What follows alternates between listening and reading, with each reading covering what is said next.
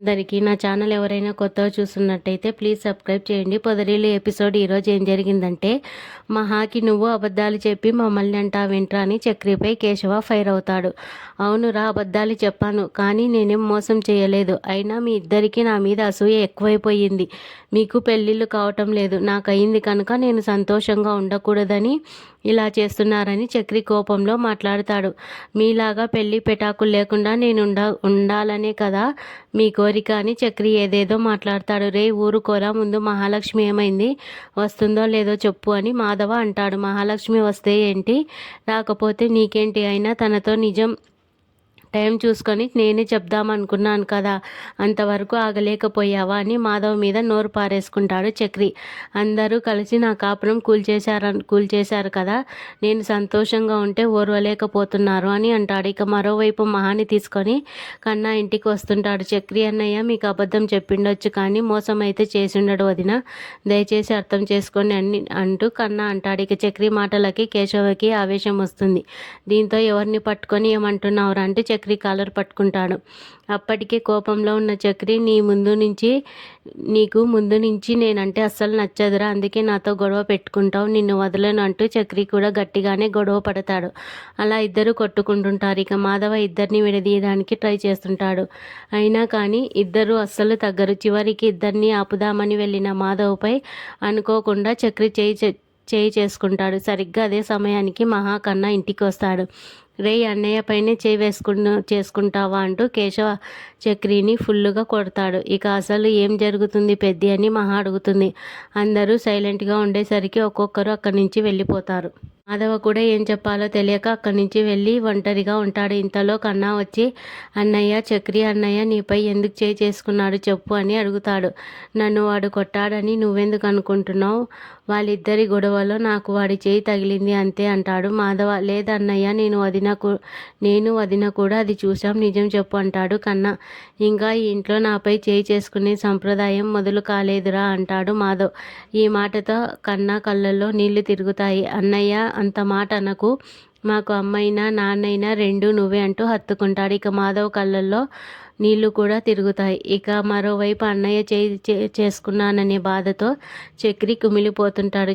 అన్నయ్య ఆపినా కూడా ఆగకుండా పశువులా ప్రవర్తించాను, దేవుళ్ళలాంటి అన్నయ్యకి నా చేయి తగిలింది అంటూ చక్రి బాధపడుతూ అక్కడే సూదిగా ఉన్న చెట్టు కొమ్మపై చేయి పెట్టి కావాలని తననికి తానే గాయపరుచుకుంటాడు. ఇక కిచెన్లో కన్నా మాధవ్ మాట్లాడుకుంటూ ఉండగా మహా అక్కడికి వస్తుంది. నన్ను క్షమించండి పెద్ది, నా వల్లే కదా మీ ఇంట్లో ఇన్ని గొడవలు జరుగుతున్నాయి, అనుకోకుండా అన్నయ్యని కొట్టానని తనలో తానే కుమిలిపోతున్న తమ్ముడు ఒకవైపు, ఇంట్లో జరిగే గొడవలు చూడలేక బయటికి వెళ్ళిన మరో తమ్ముడు, మీ పెద్దరికానికి ఈరోజు చెంపదెబ్బ తగిలింది అంటే అది నా వల్లే కదా, నన్ను క్షమించండి అంటుంది మహా. అంత పెద్ద మాటలు ఎందుకమ్మా, నీ వల్ల ఏం జరగలేదు, అయినా చక్రి నీకు అబద్ధాలు చెప్పుంటాడు కానీ మోసం చేయాలనుకోలేదు, వాడికి అబద్ధాలు చెప్పడం నైజమో.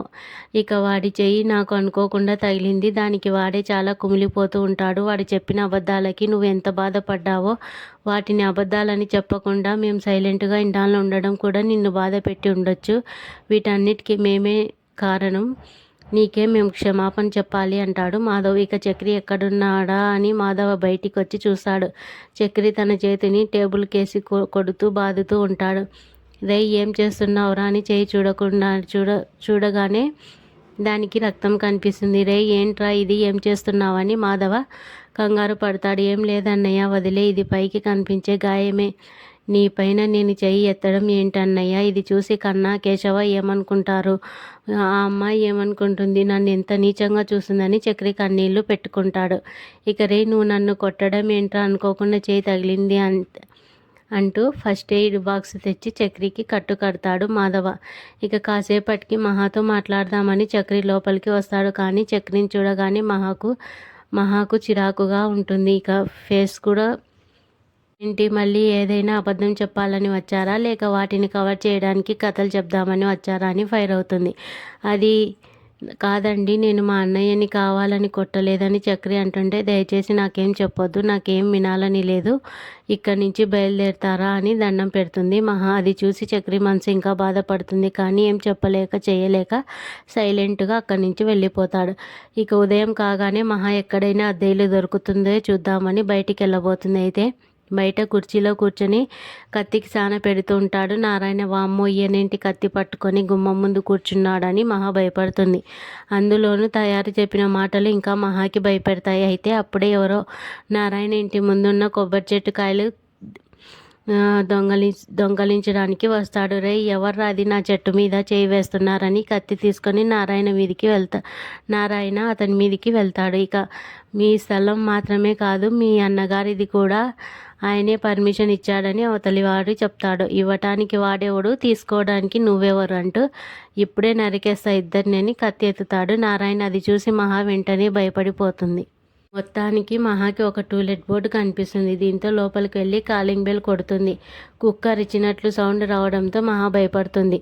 ఇంతలో ఓనర్ వచ్చి ఏం కావాలి, మీరేం చేస్తున్నారు, మీకు పెళ్ళయిందా, మీ వారు ఏం చేస్తారని వరుస ప్రశ్నలు వేస్తాడు. ఇక మహా వెళ్ళిపోతుంది. మా వారు సేఫ్ ఇటలీలో పనిచేస్తారని మహా అబద్ధం చెప్తుంది. ఇక మొత్తానికి గది చూపిస్తాడు ఓనర్. రెంటు 10,000, 3 నెలల అడ్వాన్స్ కావాలని చెప్తాడు. ఇక తప్పక సరేనని 3,000 టోకెన్ అడ్వాన్స్ ఇస్తుంది మహా. ఇక్కడితో ఎపిసోడ్ ముగుస్తుంది.